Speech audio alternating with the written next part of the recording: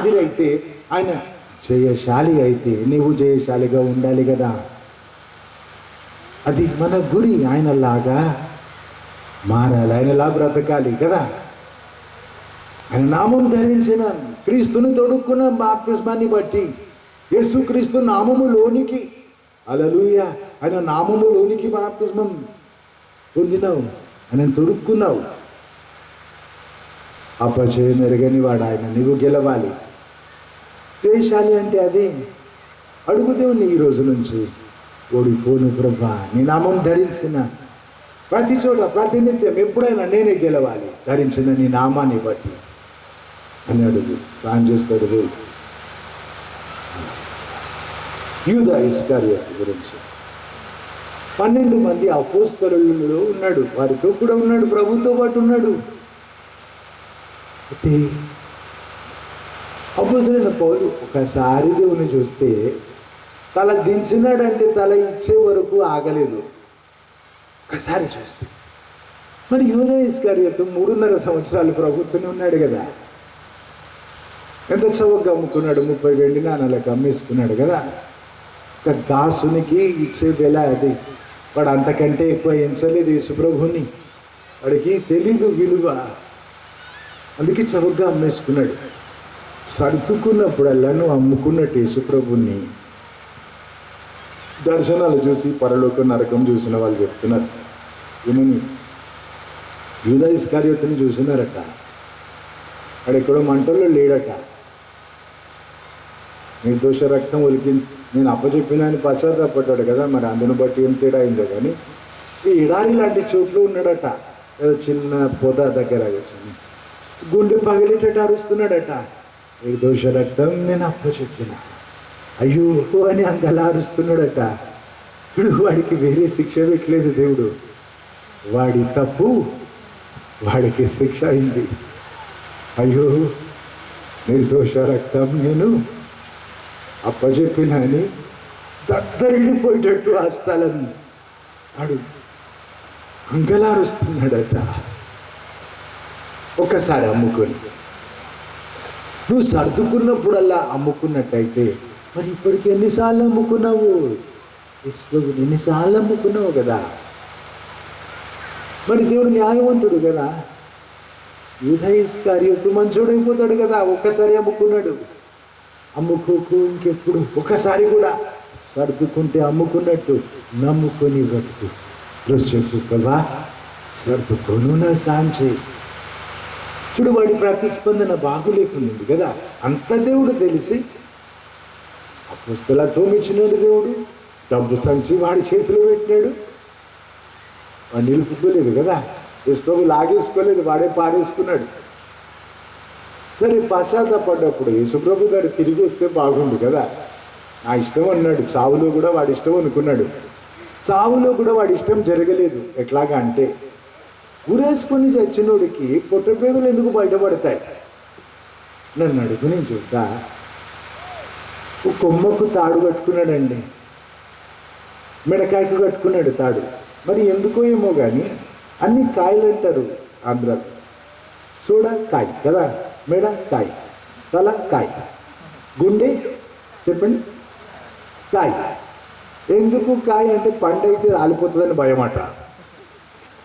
సరే మరి యూదా ఇస్కరియోతు మెడకాయకి తాడు కట్టుకున్నాడు. చెట్టు చీ అన్నది. వాడు నీచుడు కదా, ప్రభు నమ్ముకున్నాడు కదా. చెట్టు చీ అన్నది. అప్పుడు ఏమైంది? కొమ్మెరిగిపోయింది. అప్పుడు కిందున్న రాయికి తగిలి పొట్టకి తగిలి చినిగిపోయింది పొట్ట. అప్పుడు పేగులు బయటపడ్డాయేమో కదా. లేకుంటే ఊరేసుకున్నాడికి పొట్ట పేగులు బయటపడదు. ఆడేమంటున్నాడు? నా ఇష్టం అంటున్నాడు కదా. బతుకంతా నా ఇష్టం అన్నాడు, చావులో నా ఇష్టం అన్నాడు. చెల్లలేదు. ఊరేసుకొని చచ్చిపోదాం అనుకుంటే పొట్ట పేగులు బయటపడి చచ్చిపోయినాడు. ప్రోగ్రామ్ అంతా ఆడుతుంది కదా. ప్రతిస్పందనను బట్టి తేడా అయింది. అందుకే నా ఇష్టం మనకు. చూడు, తీవ్రవాదులు లొంగిపోయినప్పుడు ఆయుధాలు దించేస్తారు. అది నీతి. ఆ ఆయుధాలు బట్టి పోట్లాడినారు కదా. లొంగిపోతే ఆయుధాలు దించేస్తారు. మనిషి దేవునితో పోట్లాడతాడు. ఏమని? నా ఇష్టం. మరి నువ్వు లొంగిపోయినప్పుడు ఏం చెప్పాలి? నా ఇష్టం కాదు ప్రభు, నీ ఇష్టం ఇక నా జీవితంలో. ఇది నీతి. లొంగిపో దేవునికి. నీ జీవితానికి పగ్గాలు ఆయన చేతికి ఇచ్చాయి. పగ్గాలు పడితే గమ్యం చేరినాక వదులుతారు కదా, అట్లాగా జీవితం ఆయన నడిపించాలి. ఆయన ఆత్మతో నడిపించబడు. చూడు, ప్రతిస్పందన సరిగా లేకుంటే ఎంత తారుమారైపోయింది కదా.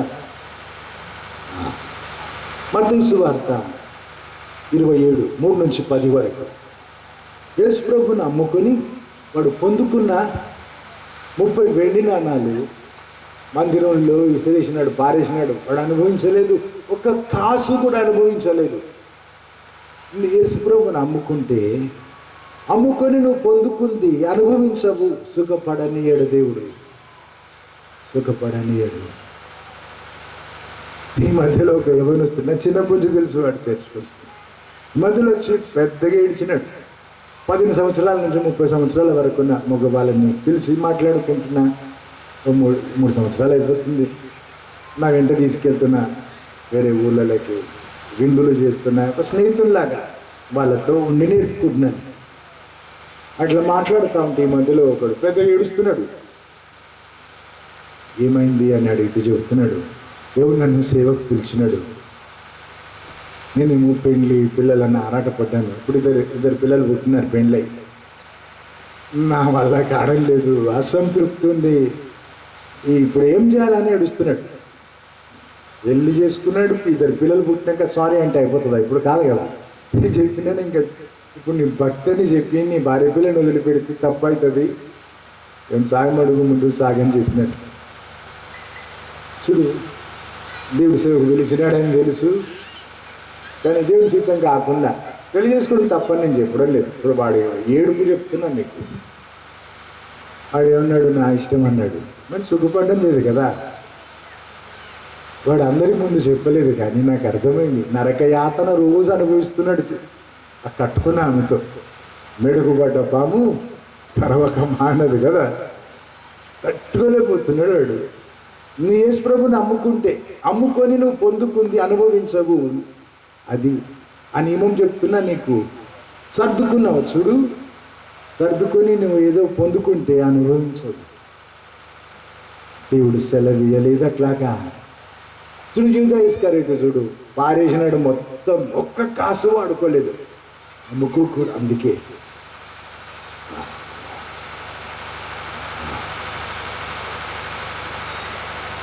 పేతురు విషయం చూస్తే మత్తయి సువార్త 26:69-75 వరకు.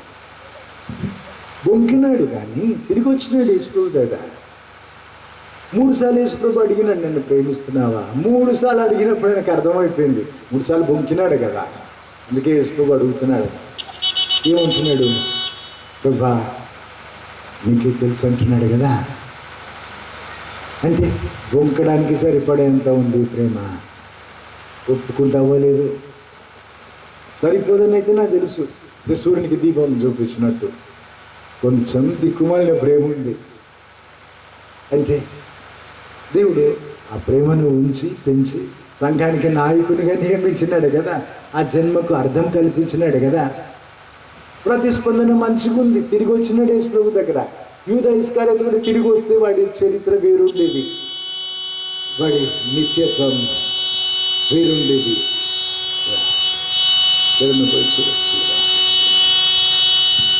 వాడి నిత్యత్వం వేరుండేది కదా.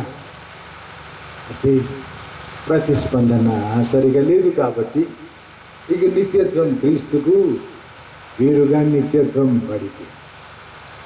మరి పేతురు మంచి ప్రతిస్పందన చూపినాడు, సంఘానికి నాయకుడైనాడు, తలక్రిందులుగా సిలువ వేయబడ్డాడు. క్రైస్తవులకు హింస వచ్చినప్పుడు సిలువేసి చంపుదామని బెదిరిస్తే ఆయన ఏమన్నాడు? నా ప్రభును సిలువేసినారు, అట్లా వద్దు, నన్ను తలక్రిందులుగా సిలువేయమన్నాడు. చూడు, తన ప్రేమ చూపినాడు కదా, తన సమర్పణ చూపినాడు. అపోస్తలుడైన పౌలు గురించి చెప్పి నేను ఆపుతున్నాను, నిజంగా ఆపుతున్నాను. 10 కాడానికి ఇంకా 10 నిమిషాలు ఉంది. అపోస్తలుడైన పౌలు విషయంలో ప్రభువా అన్నాడు అంటే ఇక ఆగలేదు, మళ్ళీ ఎప్పుడు కూడా తల ఇచ్చినాడు దేవుని కొరకు. నువ్వు ఒట్టి ప్రభు అంటే సరిపోదు, ఆ పిలుపుకు తగ్గట్టు బ్రతుకు, ఈ ప్రతిస్పందన చూపు. వద్దులు లొంగిపోయినాడు అపొస్తలుడైన పౌలు. వీడు చెప్పింది చేసినాడు. యెరూషలేముకు వెళ్తే బంధిస్తారు, చెరసాలలో వేస్తారు, చంపుతారంటే కూడా ఆయన ఆగలేదు. నేను ఏమన్నాడు, నా దేవుని కొరకు నా ప్రాణం పెట్టడానికి ఎప్పుడైనా సిద్ధమన్నాడు కదా. మంచి ప్రతిస్పందన చూపినాడు. ఇక సొంతం లేదు, వీడు చెప్పింది చేసినాడు, అది దేవుని సేవ. ఇంకొకరిలా చేయకు, అనుకరించద్దు. ఎవరినో నేను ఏమంటారు, పిలిచింది దేవుడు అయితే నేను బ్రతుకు చెబుతాను నీకు. నన్ను దేవుడి సేవకు పిలిచినప్పుడు చాలామంది మా బంధువులు అన్నారు, అమెరికాకు పంపిస్తాం, బైబిల్ కాలేజ్ చదివిస్తాం, లేదా ఇండియాలో ఒక పాస్టర్ దగ్గర పెడతాం, నేర్చుకుంటాడు అప్రెంటిస్షిప్ లాగా. నేను ప్రార్థించినాను, నువ్వు పిలిచింది నువ్వు కదా, నీ దగ్గరే ఆజ్ఞ తీసుకుంటా. పిలిచింది నువ్వు కదా, నీ దగ్గరే నా చేయి సాపుతాను ప్రార్థించింది. దేవునితో అట్లా నిబంధన చేసుకున్నా. దేవుడు ముద్ర వేసినాడు ఆ నిబంధన మీద. ఆ రాత్రి దేవుడు చూపించినాడు ఒక కళ. ఉన్న పాటను వాడుకుంటాను, ఉన్న చోట వాడుకుంటాను. దేవుడు చూపించిన 20 రోజులలోగా పూర్తిగా నెరవేరినాయి. ఎన్నో చూపించినాడు దేవుడు. నేను చేసుకున్న నిబంధన పైన, దేవుడితో చేసుకున్న నిబంధన పైన దేవుడు ముద్ర వేసినట్టు, దేవుడు అంగీకరించినట్టు రుజువుల్లాగా దేవుడు ఎన్నో విషయాలు చూపించినాడు ఆ కళలో. మొండి మనుషులు దేవుని నమ్మినట్టు నేను దేవుని గురించి చెబితే, నేను ప్రార్థిస్తే దయ్యాలు వెళ్ళిపోయినట్టు, స్వస్థతలు జరిగినట్టు, ఇవన్నీ చూపించినాడు. జరిగింది, అక్షరాలు 20 రోజుల్లో జరిగింది. నేను ఆగలేదు. ఇంకా 28 సంవత్సరాలు పూర్తయింది దేవుని సేవలో. దేవుడు నన్ను సేవకు పిలిచింది నేను 28 సంవత్సరాల వయసు ఉన్నప్పుడు. ఇంకొక 28 సంవత్సరాలు దేవుని సేవలో పూర్తయింది. చాలా సంతోషం నాకు. అయితే అట్లాగే ఉంచినాడు దేవుడు నన్ను. దేవుని దగ్గరే ఆజ్ఞలు తీసుకుంటున్నాను, దేవుని దగ్గరే నా చేయి చాపుతున్నాను. అద్భుతాలు చేస్తున్నాడు దేవుడు. నా కొరకు వనరులు సృజిస్తున్నాడు. ఊహించనివి, ఊహకు మించి దేవుడు జరిగిస్తున్నాడు. ఈ ఒక్క రోజులో ఎన్నో అద్భుతాలు చేసినాడు దేవుడు. ఇప్పుడు హైదరాబాద్ వెళ్ళినాక తెల్లారుజామున చేరుకున్నాక ఫస్ట్ వీక్ కదా, బ్యాంకులలో కట్టే ఇన్స్టాల్మెంట్లు చాలా ఉంటాయి, వాళ్ళ బాధ్యతలు ఉన్నాయి. అయితే వెళ్ళినాక అవన్నీ చూసుకోవాలి. ఇక వివరాలన్నీ చెప్పని, కానీ పెద్ద పనులు మిగిలి ఉన్నాయి, చాలా ఎక్కువ అవసరం. రేపు హైదరాబాద్ పోయినాక చేసుకోవాల్సిన పనులు ఇక్కడే వెళ్ళి పూర్తి చేసుకున్నాం. దేవుడు తన గుప్పిలి విప్పినాడు నా కొరకు. మా ఊరు కాదు కదా.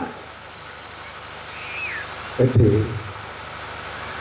చెబుతున్నాను, ఆయన దగ్గరే చేసి ఆపుతున్నాను, ఆయన దగ్గరే ఆజ్ఞలు తీసుకుంటున్నాను.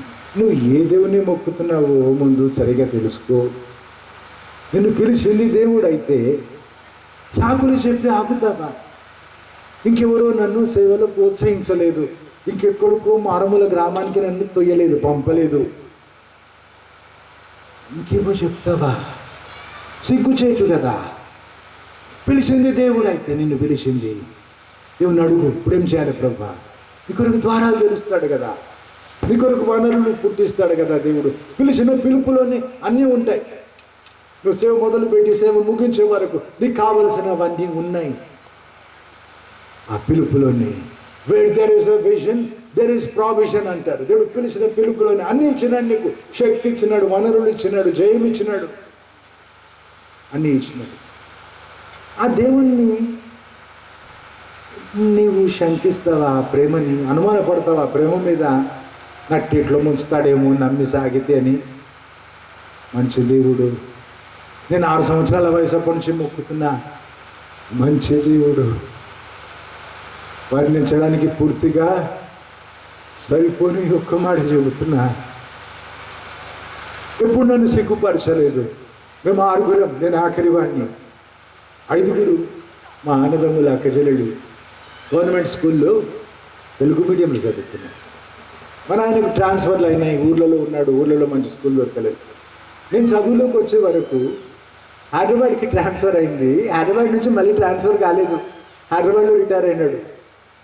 లోకంలో ఎక్కడ పోయినా చెల్లేటట్టు మంచి విద్య ఇంగ్లీష్ మీడియంలో దేవుడు నాకు ఇప్పించినాడు. చూడు, ప్రత్యేకత ఉంచినాడే కదా.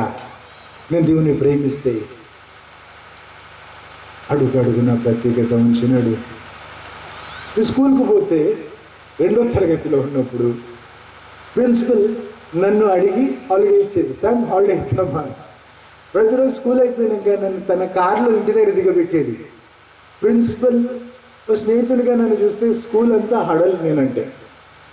సో ఇన్నేళ్ళు అయిపోయినాక కనబడి అంటారు, అప్పుడు ఆ స్కూల్లో వచ్చినావు కదా అని అంటే, నాకు తెలియదు అంటే, నాకు తెలుసు నువ్వు అంటారు. ఎందుకు? ప్రిన్సిపల్తో ఉన్నాను కదా, చిన్న లెవెలా. స్కూల్ అంతా తెలుసు, స్కూల్ అంతా హడల్. వింత చూడు, దేవుని హస్తం నా పైన ఉంటే చిన్నగుంచలేదు, సిగ్గుపరచలేదు, మనుషుల చేతికి నన్ను అప్పచెప్పలేదు. 28 సంవత్సరాలన్న దేవుని సేవలు ఎన్ని కోట్లు ఖర్చు పెట్టినానో లెక్క పెట్టుకునే తీరిక లేకపోయింది. ఈ మధ్యలో అయితే 24 గంటలు ఒక్కొక్కసారి 2 లక్షలు ఖర్చు పెడుతున్నాం. చిల్లర పనులకి టోటల్ వేస్తే 2 లక్షలు. 24 గంటల్లో నన్ను చిన్నగుంచలేదు దేవుడు. లోకమంతా తిరిగి 60 సంవత్సరాలు సేవ చేసిన వాళ్ళు కూడా ఒక్క రోజులో 4 ప్రార్థన చేయించుకున్నారు.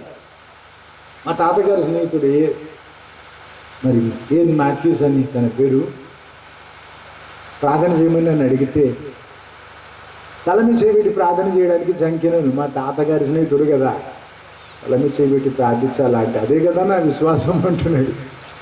అలా ఒక్క రోజులో లోకమంతా వాడబడిన 4 దేవుని సేవకుల కొరకు ప్రార్థన చేయడం జరిగింది. నేను నీ గుర్తు చేస్తున్నది చెప్పి ఆపుతా. దేవుని నమ్మి ఎవరు చెడిపోలేదు, దేవుని నమ్మక చెడిపోతారు. దేవుని నమ్మితే చిన్నగా ఉంచాడు, నువ్వు ఆయన చేతులు కట్టేస్తే తప్ప. దేవుని నమ్మితే మనుషుల చేతికి అప్పచెప్పాడు. దేవుని నమ్మితే నిన్ను మర్చిపోడు, నిన్ను విడిచిపెట్టాడు. దేవుని నమ్మితే నీ జన్మకు అర్థం గొప్ప చేస్తాడు దేవుడు, తప్పకుండా అని చెబుతున్నాను. అందుకే సాక్షిగా అయితే నువ్వు ఫలించాలి. మార్కు సువార్త 16వ అధ్యాయంలో ఆఖరి వచనాలు ఉంటుంది, ఏమని? నా యందు విశ్వాసం ఉంచిన వారిలో ఈ సూచనలు కనబడతాయి అన్నాడు దేవుడు. ఏంటి? ఒకటి ప్రార్థిస్తే రోగాలు వెళ్ళిపోతాయి, దయ్యాలు వెళ్ళిపోతాయి, పాతాళలోక బలం కాల కింద. ఎవరు దేవుని సేవకులను రాస్తుంది అక్కడ? విశ్వాసులు. దేవుడు నమ్మిన వారిలో ఇవి కనబడాలట. నీ కొరకు దేవుడు ఆశపడ్డ కొలత అది. దేవుడు ఆశపడ్డ కొలత నీలో ఉజ్జీవం కోరి వచ్చిన మీ ఊరికి. ఉజ్జీవం అంటే ఏంటి? ఈ కొలతకి నువ్వు ఎదగాలి. దేవుడు కోరిన కొలత నా కవిత్వం కాదు కదా, ఆసు కవిత్వం అంటారు, అప్పుడప్పుడే అల్లి చెబుతారు. లేదు, ఆసు కవిత్వం కాదు, పాసి కవిత్వం కాదు. బైబిల్లో ఉన్న మాట దేవుని కొలత మీరు చెప్పిన ఆ కొలతకి రావాలి. ఈరోజు సాయంత్రం మేము మాట్లాడుకుంటుంటే నిన్నటి రోజు భీమవరం అనే ఊళ్ళో దేవుడు చేసిన కార్యాలు ఎన్ని అద్భుతాలు. ఇప్పుడు కలుసుకోరట, ఒకటే ఊరు 2 భాగాలు కలిసి మీటింగ్స్ కొరకు అంతా సిద్ధపరిచినారట. కలిసి వండుకున్నారు, కలిసి తిన్నారు. సృష్టికి శాప విముక్తి అని అడిగినాం, చూసినాం అక్కడ. మేము అది మాట్లాడుకుంటా ఉంటే అప్పుడు స్పష్టంగా దేవుడిని ఆత్మలో పలికినాడు గంభీరంగా, గుంటూరు నీకు ఇస్తున్నా అని చెప్పినాడు దేవుడు. దేవుని కొరకు గెలవడానికి. హల్లెలూయా. మేము చాలా కాలంగా ప్రార్థిస్తూ ఉంటుంది.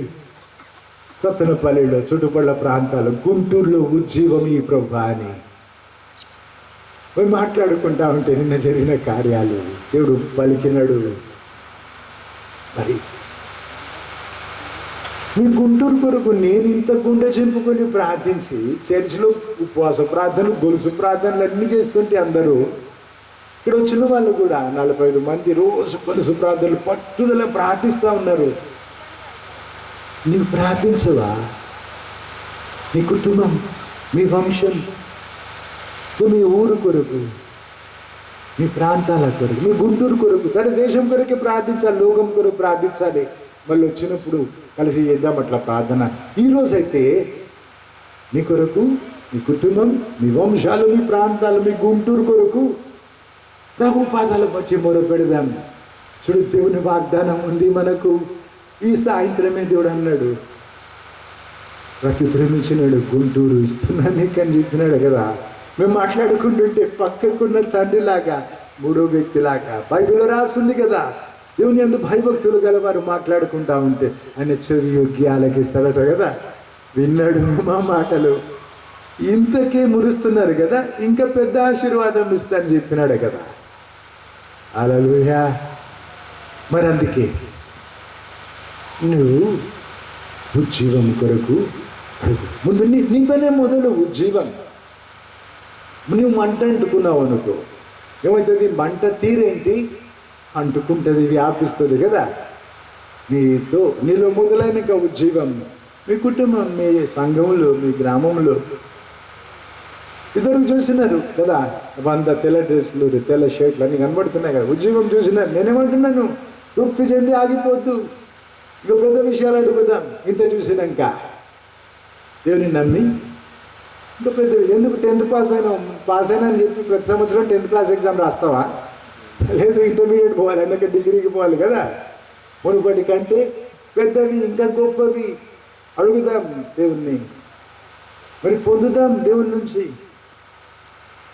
అందుకే మేము చేయించే ప్రార్థన ముందు చెబుతా, మంచిగా తిని అప్పుడు ప్రార్థించు. ఏమని ప్రార్థన చేస్తున్నాను? ప్రభువా, నేను నీ కొరకు బ్రతుకుతా అనే మాట. అప్పుడు నువ్వు ఆ మాట మనసాన పలుకు, నా కొరకు కాదు, చిలుక పలుకులు కాదు కదా, వంతు గంతేసినట్టు అండిలే పడిగెడతాడు కదా, అట్లా కాదు కదా. నువ్వు ఇష్టంగా పలకాలి, సొంతగా మనసాన పలకాలి. పలికితే ఆ మాట తగ్గట్టు ఉండాలి కదా. మాట తప్పొద్దు, దేవుని దగ్గర బొంకొద్దు. అయితే నీ కొరకు బ్రతుకుతా అని చెప్పే మాట, నువ్వు పలికే మాట బయటికి పలుకు. పలికిచ్చేవాడిని బయటికి పలుకు. అప్పుడు ఏమవుతుంది? నువ్వు దేవునితో నిబంధన చేయడం, అది దేవునితో నిబంధన. నీ కొరకు బ్రతుకుతా. ఇంకేమో పలికిపిస్తున్నాను, నాకు తోచినట్టు బ్రతకను, నువ్వు చెప్పినట్టే బ్రతుకుతా.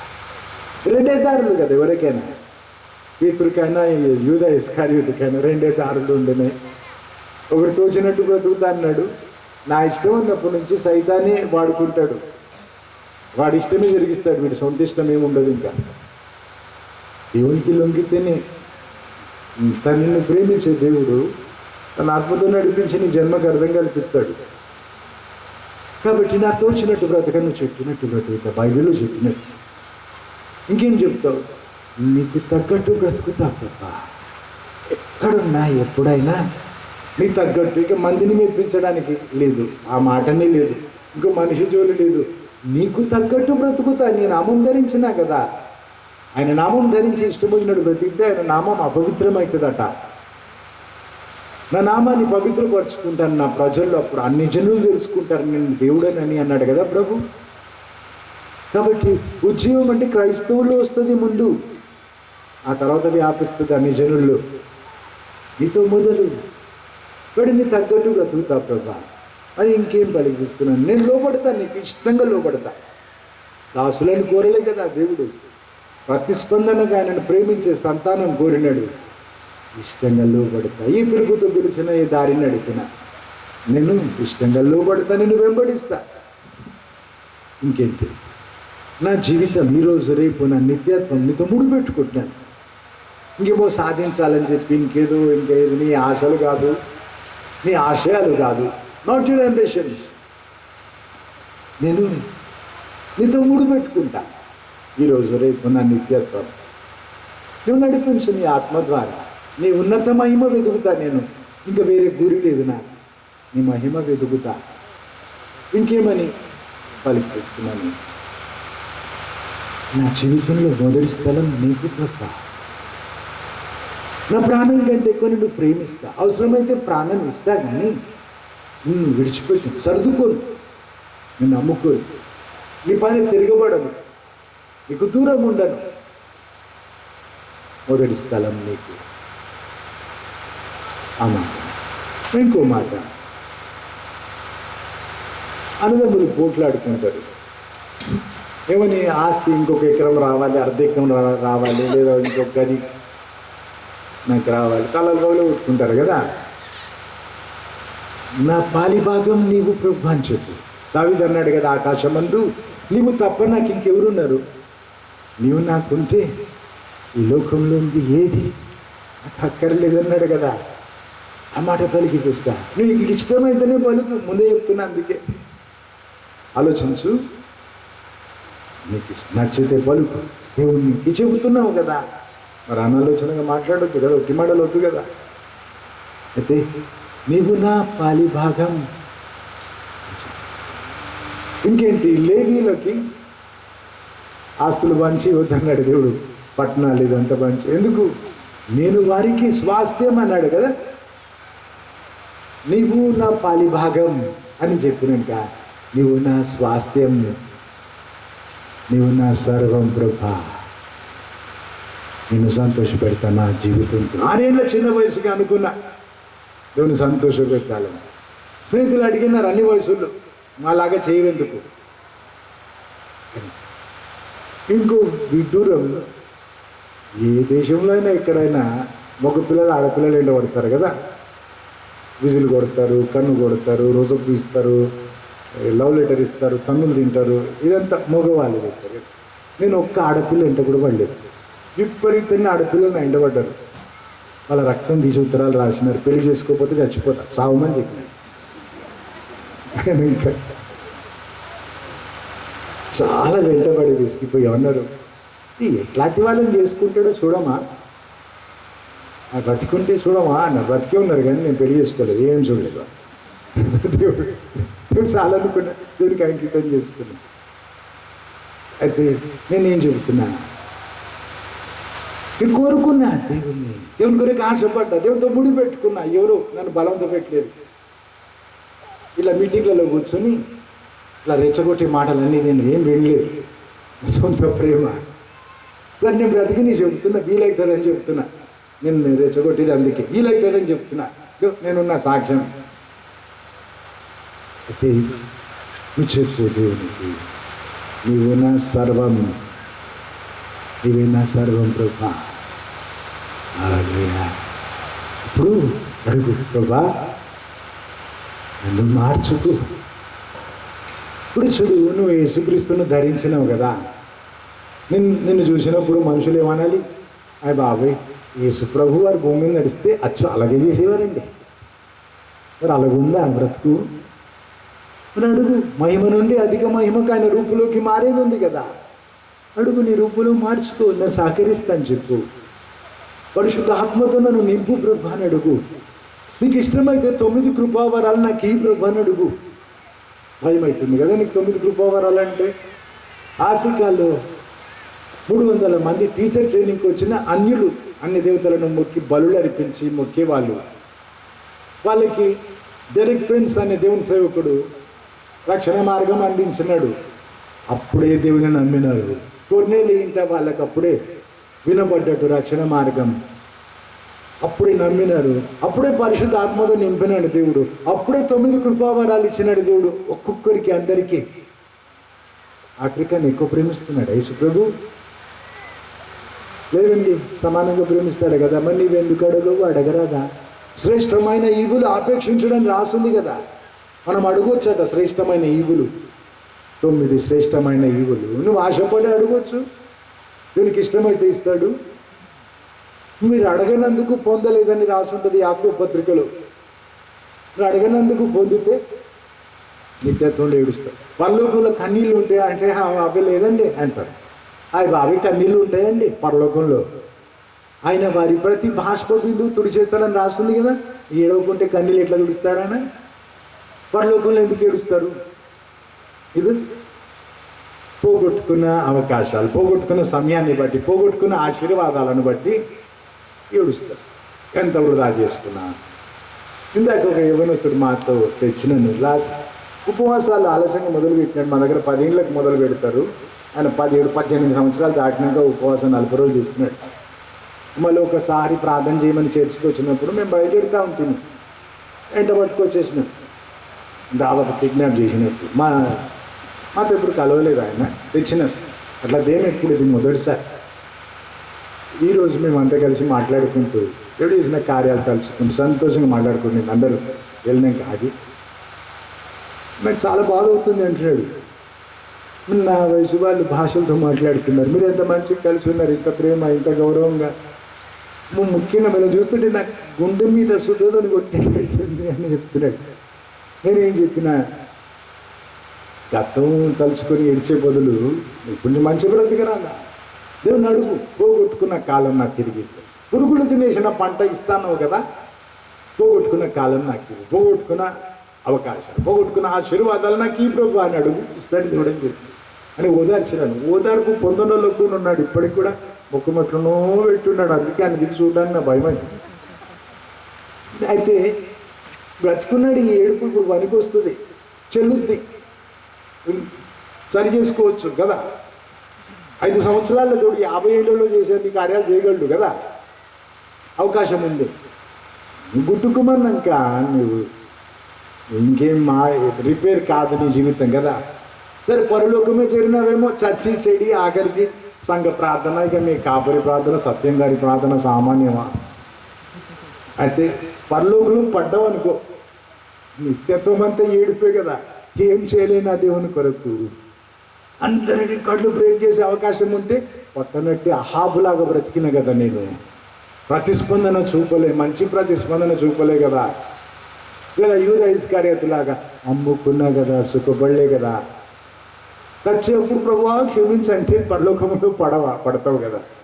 నేను చెబుతున్నా, అట్లాంటి బ్రతికేందుకు మంచి అవకాశం ఉంది కదా.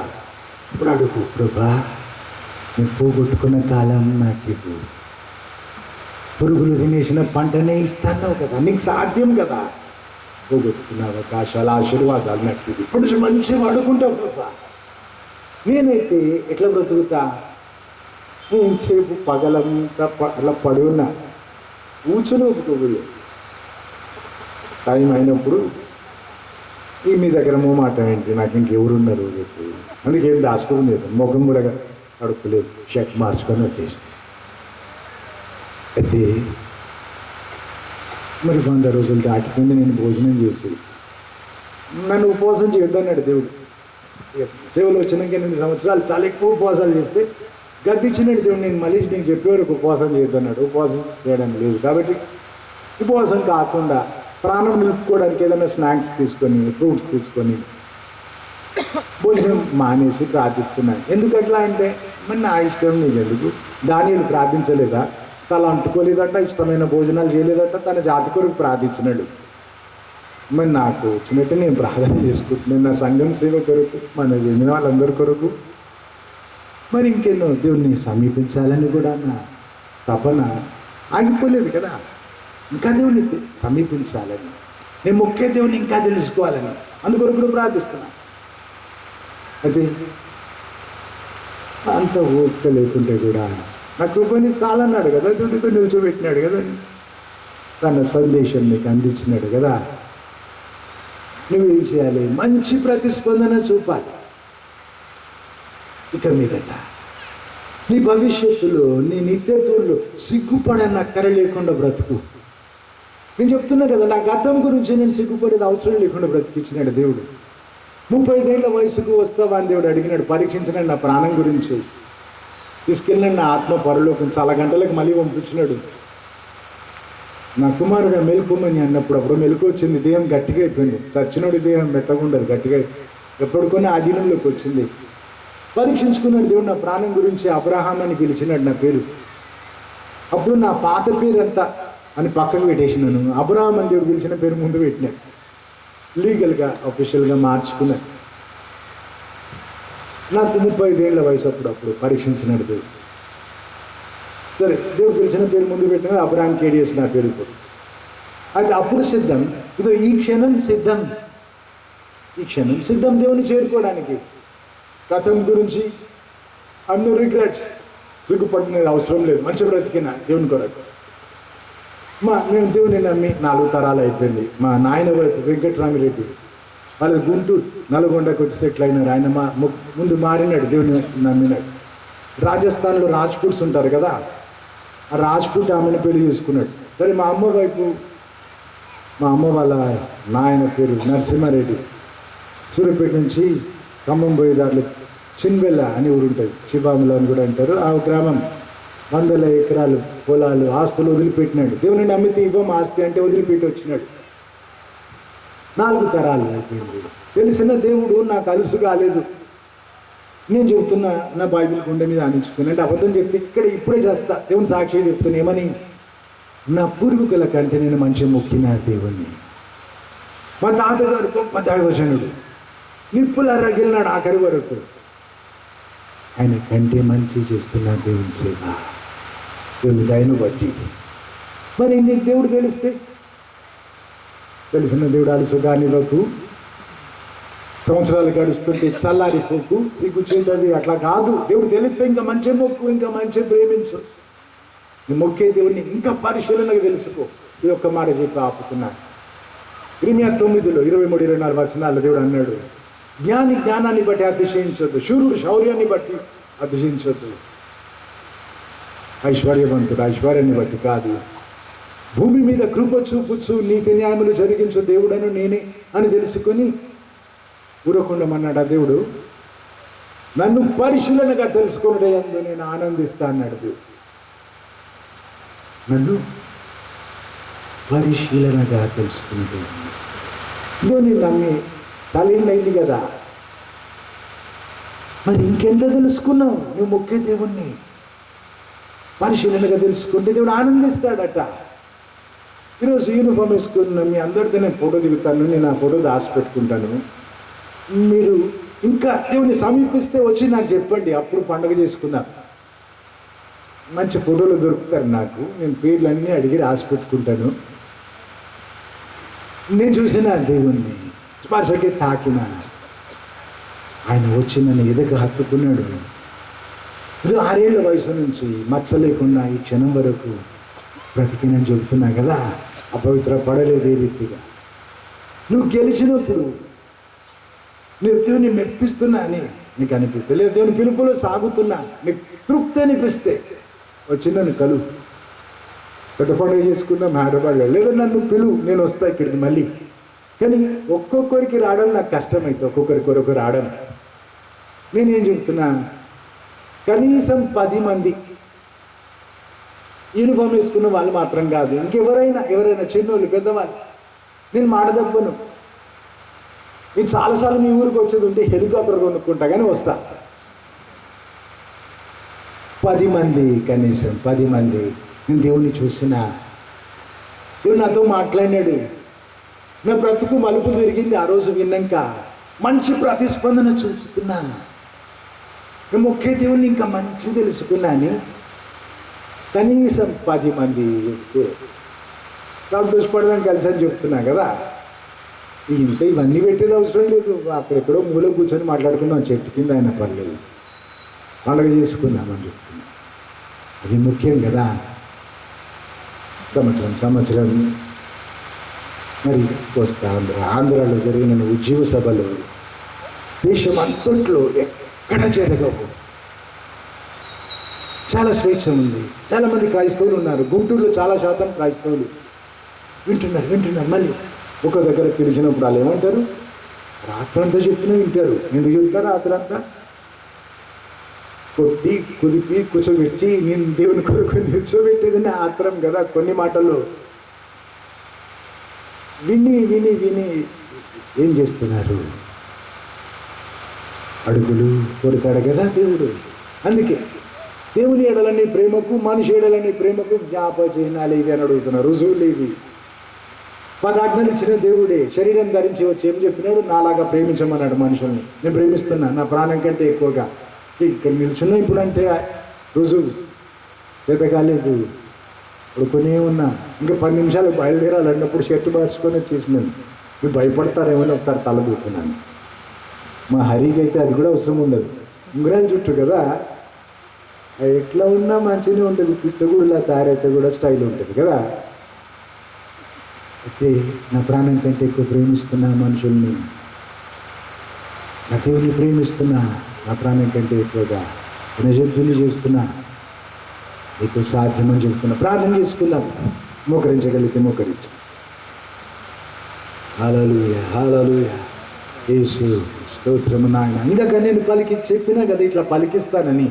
ఆ పలికించడం మొదలు పెడుతున్నాను. నువ్వు కళ్ళు మూసుకుంటే నేను చెప్పారు, కళ్ళు తెరవకు, తల ఉంచు, చేతులు జోడించు, తల అంతా కింద పెట్టుకుని నిద్ర వస్తుంది.